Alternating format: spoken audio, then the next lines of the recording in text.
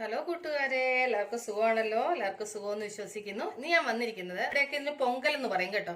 നമുക്ക് വീട്ടിൽ ഈസി ആയിട്ട് ചെയ്യാൻ പറ്റുന്ന ഒരു മക്കൾക്കും വലിയവർക്കും എല്ലാവർക്കും ഇഷ്ടപ്പെടുന്ന ഒരു റെസിപ്പി കേട്ടോ. അപ്പോൾ ഇതെങ്ങനെ ഉണ്ടാക്കുന്നതിന് വേണ്ടുന്ന സാധനങ്ങൾ എന്തൊക്കെയാണെന്ന് നോക്കാം. അതിന് മുമ്പ് എന്റെ കൂട്ടുകാർ ആദ്യമായിട്ടാണ് എന്റെ ചാനൽ വീഡിയോ കാണുന്നതെന്നുണ്ടെങ്കിൽ പ്ലീസ് എല്ലാവരും ചാനൽ സബ്സ്ക്രൈബ് ചെയ്യണം കേട്ടോ. സബ്സ്ക്രൈബ് ചെയ്യണം. അതുപോലെ ബെല്ലൈക്കൻ പ്രസ് ചെയ്തിട്ട് ഓളന്ന് കൊടുത്താലേ ഞാൻ ഡെയിലി ഇടുന്ന വീഡിയോയുടെ നോട്ടിഫിക്കേഷൻ കിട്ടത്തുള്ളൂ. അപ്പോൾ ഇതെങ്ങനെ ഉണ്ടാക്കുന്നതിന് വേണ്ടുന്ന സാധനങ്ങൾ എന്തൊക്കെയാണെന്ന് നോക്കാം. അതിനുവേണ്ടി ഞാൻ 1 കപ്പ് പച്ചരി, നമ്മൾ ദോശയ്ക്ക് അപ്പത്തിനൊക്കെ ഉപയോഗിക്കത്തില്ലേ, ആ പച്ചരി 1 കപ്പ്. അതേ കപ്പിന് 1/2 കപ്പ് ചെറുപയർ പരിപ്പ്. നിങ്ങൾക്ക് ക്വാണ്ടിറ്റി കൂടുതൽ വേണമെങ്കിൽ അതിനനുസരിച്ചിട്ട് അരിയും ചെറുപയർ പരിപ്പും കൂട്ടും. ഇനി ഇതെന്നാ ചെയ്യണം, ഒരു 3-4 വെള്ളം ഇത് നന്നായിട്ട് കഴുകണം. ഇത് നന്നായിട്ട് കഴുകി ഇനി ഇത് നമുക്കൊരു കുക്കറിലേക്ക് ഇട്ട് കൊടുക്കാം. എന്നിട്ട് അതിലേക്ക് നമ്മൾ അരി അളന്ന അതേ കപ്പിൽ 4 കപ്പ് വെള്ളം. ആ 4 കപ്പ് അളവ് പറയുന്നതെന്ന് വെച്ച് കഴിഞ്ഞാൽ ഒരുപാട് വെള്ളം പോലെ ആവാതിരിക്കാൻ വേണ്ടിയിട്ടാണ്. 4 കപ്പ് വെള്ളം ആകുമ്പോൾ കറക്റ്റ് പരുവാകും അത്. എന്നിട്ട് ഇതിലേക്ക് ആവശ്യത്തിന് ഉപ്പ്.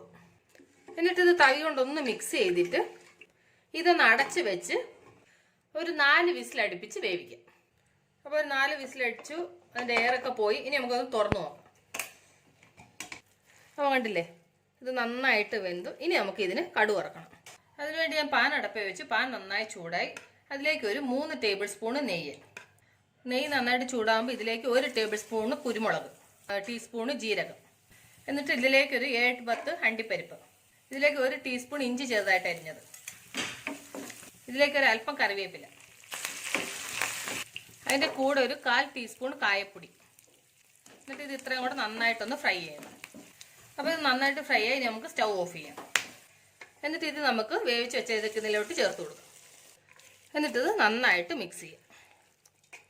ഇത് നന്നായിട്ട് മിക്സ് ചെയ്തു. കണ്ടില്ലേ, എത്ര ഈസി ആയിട്ട് പൊങ്കൽ ഉണ്ടാക്കാൻ പറ്റുമെന്ന് മനസ്സിലായല്ലോ. അപ്പം എൻ്റെ കൂട്ടുകാരെല്ലാവരും ഇത് ട്രൈ ചെയ്യണം കേട്ടോ. വലിയ പാടൊന്നുള്ള സംഭവമൊന്നുമല്ല, വലിയ സാധനങ്ങളൊന്നും വേണ്ട, വീട്ടിലുള്ള സാധനങ്ങൾ മാത്രം മതി. അപ്പം എൻ്റെ കൂട്ടുകാർക്ക് എല്ലാവർക്കും ഇത് ഇഷ്ടപ്പെട്ട് കാണുമെന്ന് വിശ്വസിക്കുന്നു. നിങ്ങൾക്ക് ഇഷ്ടപ്പെട്ടാൽ നിങ്ങളുടെ ഫ്രണ്ട്സിന് ഷെയർ ചെയ്യുക, ലൈക്ക് ചെയ്യുക, വാല്യുബിൾ കമൻസ് ഇടുക.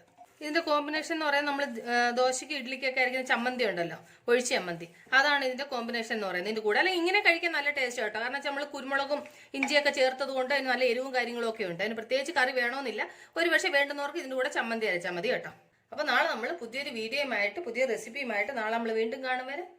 ബൈ.